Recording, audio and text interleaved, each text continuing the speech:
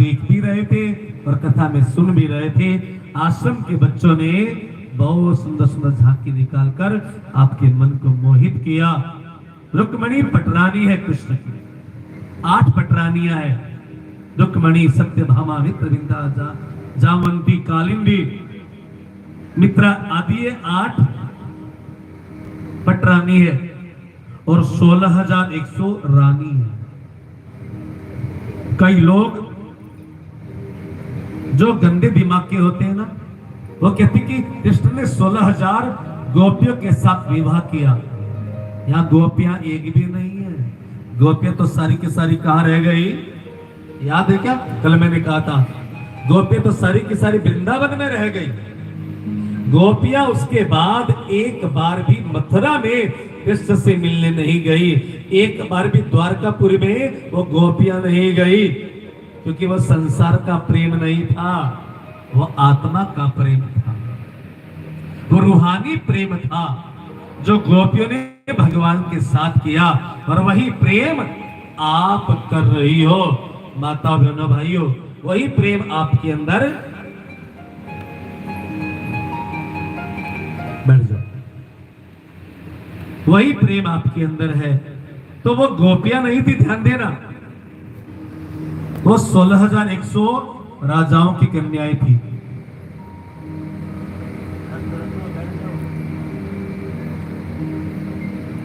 बोला वृंदावन बिहारी लाल की, द्वारकाधीश भगवान की।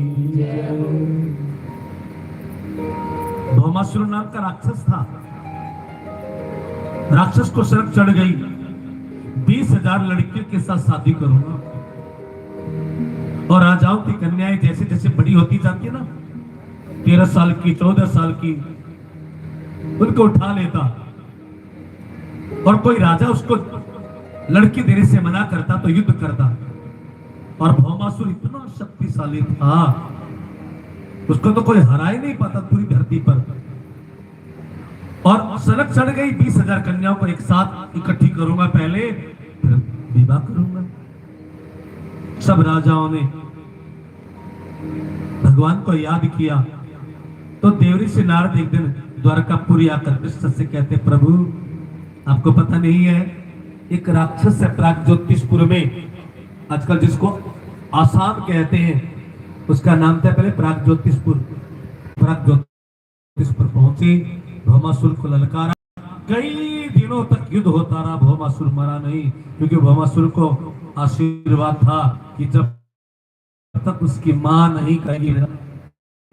और मां, बेटा चाहे कितना शराबी, कबाबी, हत्यारा, मां तो कभी कहेगी नहीं मर जाए है। इसके लिए तो लाल ही है, चाहे पूरी दुनिया को तंग करने वाला हो तो मां क्यों कहेगी?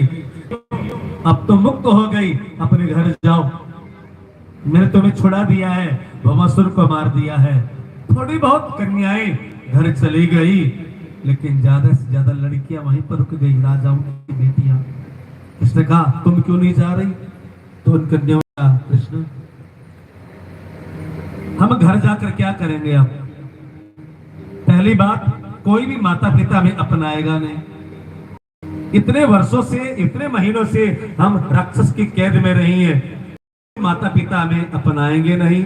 और माता पिता ने अपना भी लिया तो कोई भी युवक हमसे विवाह नहीं करेगा, क्योंकि सीता तो कितनी पवित्र थी, लोगों ने सीता के चरित्र भी पर मर जाए। अच्छा तो यही था कि भौमासुर की कैद में पड़ी, सुरक्षित तो थी, लेकिन अब हम क्या करें, मर जाए हम आत्महत्या करके। कृष्ण कहते आत्महत्या करने नहीं दूंगा।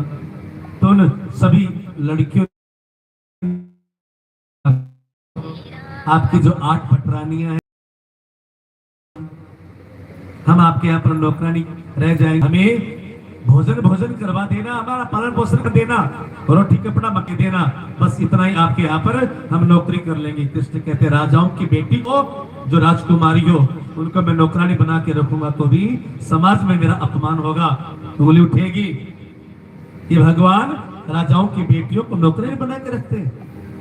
तो सभी कन्याओं ने कहा फिर ऐसा करो, आप भगवान है, हमें पता है, आप ऐसा करो, हम सबसे विवाह कर लो ना, क्योंकि भगवान एक अंतिम